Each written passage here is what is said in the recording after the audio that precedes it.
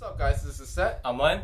And today we're going to give you a part 2 of our previous vlog, Why Google Sucks. Now, in the beginning, back then, I did a vlog, just briefly talking about the negatives about Google. And I got a lot of hate. Like, I got a ping on my phone every 15 minutes. Yeah, like, exactly. Oh, you suck. How about that? Yeah, exactly. All of a sudden, I got a huge red bar on the video. Now we got a lot of likes. The whole Google change and everything. Yeah, People exactly. are finally understanding, what you mean by why Google Yeah. sucks. Basically, what Google did was they forced everyone to have a Google Plus profile in order to post a comment. As channel owners, we couldn't reply to the people that didn't have Google Plus profiles. With the outcry, Google changed it back. Now, they did it kind of halfway. Now the people that don't have Google Plus profiles can post comments and, you can reply back now. You know what's crazy about the whole Google Plus thing? So I was trying to respond to one of the messages we got, and I don't know how I ended up in account settings or something like that. And I seen oh, you may know this. And actually on our channel, Right. It had, do you know this person? And that was actually my teacher from high school. I That's graduated crazy. from high school 5 years ago, Yeah. and I'm like, whoa, what the heck? That's insane. On our tech site, not my personal YouTube channel or anything like that. I think I know why, and we're going to talk a little bit about that in a bit. Right now, we're going to talk about the whole issue of logging in and having multiple accounts. Now, some of you guys like us, we have multiple, Google accounts. If you log in and out, it's common. And we have throwaway accounts for spam mail, we all do that. So, if you have a bunch of multiple accounts and you're trying to log in and out, Google will actually save the username. Yeah. It'll be set, Len. And then I'll say, switch account on the bottom, or delete account. But exactly. It'll all link it together. I guess for some people, it sounds like a convenient feature. Personally, we didn't like that. That's that's bullshit to us. Because I have my father's account, my sister's account. Every now and then, when I use my sister's computer, if I want to log in real quick, I'm like, what's all this? Like a whole list of stuff. Yeah. You know what sucks? When you actually log in and they'll ask, is this your name? Which name do you want to use?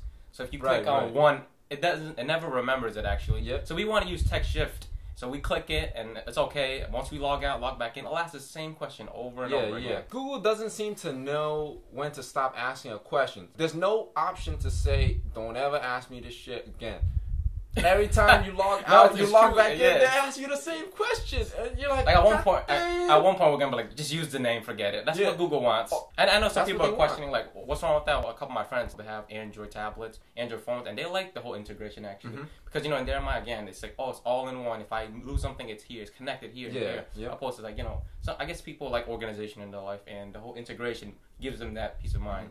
One thing I gotta mention briefly is, I had the Nexus 7, which I reviewed, and I want to give you a little update. I did return the device. First, you did like it at first, right? Yeah, I did like it at first. Don't get me wrong. One thing I didn't like about the whole Android experience was everything wasn't as tightly integrated as it should be.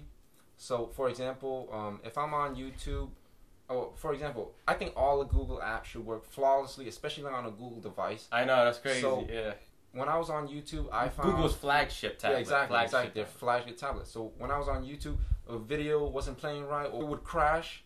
I didn't expect any crash, especially on a Google tablet. If I was using a Galaxy, I can understand that. Maybe the software isn't as or if the video stops and then all of a sudden it starts again, it just fast forwards. Yeah, exactly. So I found that to be a hit or a miss. Yeah. And also the features from the YouTube app wasn't as good as I expected, viewing my videos, especially for publishers. You may be a publisher too. You want to check your AdSense earnings. There's no such thing for that. If you're on the YouTube app, you're just there to watch videos. You're not there to check how much views you have, how much earnings you made and such. So, that was a good experience for me, but I thought it was time to, just move along. One of the things that really bothered us is the whole YouTube front page. When you go on YouTube front page, what they do is they have this.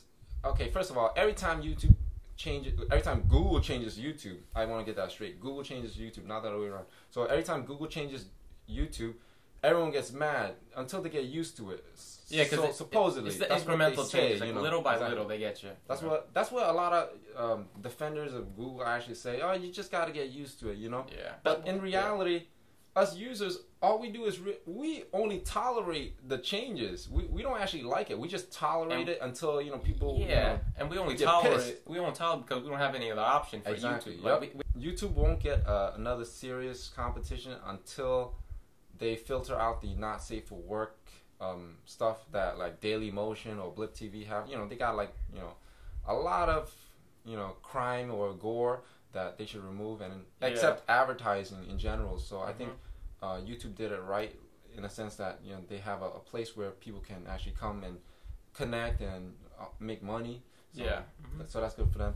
YouTube forcing changes on the front page. So before, when you would go on YouTube, you would see popular video, most viewed, that kind of stuff. Now they kind of changed the wording to popular or trending. Like, who defines what is trending, right? Yeah. So when you look at what is trending, you see basically advertisement. Yeah. You see if you have any common sense, you'll look at, okay, this trailer for Carrie or that movie Carrie, or they have this little stunt, or the one coin. The one coin, yeah. That's just really advertisement. Yeah. Right?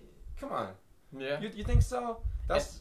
But I would say the one coin is that's a good example of might be trending because the video was relatively new. But when you, like you mentioned earlier, when you see a video like 5 years old trending, like, exactly. I've seen videos 3 or so years old, some Blender stuff, and how is this device trending? Oh, it was a coffee maker, some coffee maker that took like 10 steps to make a damn cup of coffee. And it's like 3 years old. All of a sudden, trending. Yeah, exactly. Yeah. How are people trend? Oh shit! This is the new thing. No, it's not new. It's not trending. You know what should be trending? Why Google sucks. And why Google sucks part 2. Yeah, exactly. Why YouTube? Why Google Plus sucks? Why the whole change sucks? That should be trending because people are all over Twitter, Facebook, hashtag Google sucks right now. Exactly. The comments, I hate it, but no one's ever exactly. I have never seen that on the front page. I've seen like other people complaining it, related videos and stuff. But you really got to look for that kind of stuff. And I actually seen one of the guys' video, like one of the related videos, and it was like a guy like, I hate Google, and it had a whole bunch of views, but never seen light of day. I used to love going on YouTube, and I used to play kind of like a little game. You click related videos on the sidebar, and you kind of get lost in the depths of YouTube. Wow. And then you see the comments. Oh, I'm in the weird section of YouTube. Like, how did I end up here?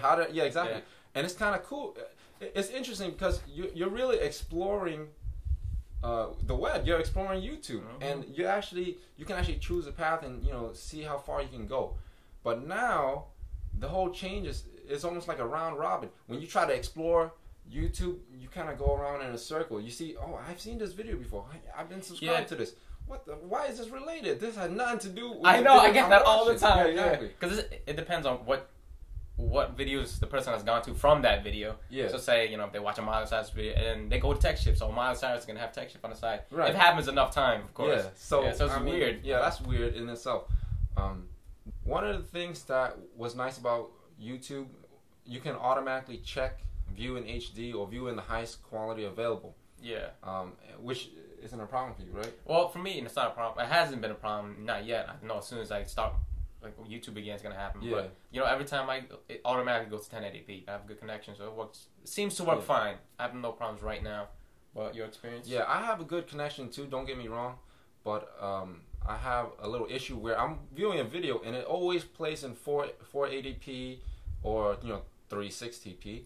So I would have to click that little wrench, the gear, and click on 720p or 1080 or whatever. And here's the thing: a lot of people speculate that they do that on purpose now. Running 720p or 1080p takes a lot of bandwidth for Google. It costs them a lot of money. Yeah. So they make it harder for you. Well, they don't make it harder. They give you an extra step to do in order to get to the higher quality, in order to save bandwidth, and you get the HD experience. I guess that's where the whole buffering video things come along. Yeah, exactly. Yeah. So before, with YouTube, you could just click on a video, pause it. Exactly. Do something else. Do something else, and it'll load the whole video. Come back. And you can come back and watch it. Especially if you have a really slow connection. If you have a wicked slow connection. Sometimes you just got. Yeah, you just got to do that. Just wait and just do something else. Now, when you pause the video, it pauses the buffer. Well, it buffers about like. Yeah, it buffers 10%, 5%, and it'll stop. 10 seconds, and it'll just stop. and it's like something or if wrong. you try to like speed through the video, click another section, it has to rebuffer. Exactly. Here's the thing: when you play the whole video, it's already loaded, and then when you skip back to a part, it has to reload. Yeah, it has to reload the page. You're like, what the freak? This is already I already seen this. Why does it have to reload again? So that's no sense, man. That doesn't make sense for us. Maybe there's a technical reason for that, but I'm guessing it has to do with them saving more money. Yeah. When it comes down to it, I don't think there is any alternative. We have Vimeo, we have Blip, we have other. We have Dailymotion. Yeah, but it's just not as good for advertising and such. Mm-hmm. Yeah, these sites like Break and Dailymotion, they have a lot of not safe for work content, which can include a lot of gore or sexual explicit content. Yeah. So that's not. Don't get me wrong, that's freedom of speech and whatever, but that's not good for advertising. If you want to publish and you want to profit off of this kind of stuff, people just don't tend to gravitate and YouTube towards is that. Quick if someone's dying on YouTube, they'll remove it immediately. They're good on that kind of stuff, and also it is viewable to all audience. So YouTube is a great place for that, and especially if you want to commercialize your videos. Yeah, and I just wish that we had an alternative, good or bad. Yeah. Because then for a moment Google may be like, all right, let's not change it so much because they do have the choice to change now. But after now, we're just taking what they give to us. Competition is good for all markets, videos, definitely. Cameras. It doesn't matter what it is. Competition will always make a product better. Yeah, good or bad. Yeah, good or bad. Exactly.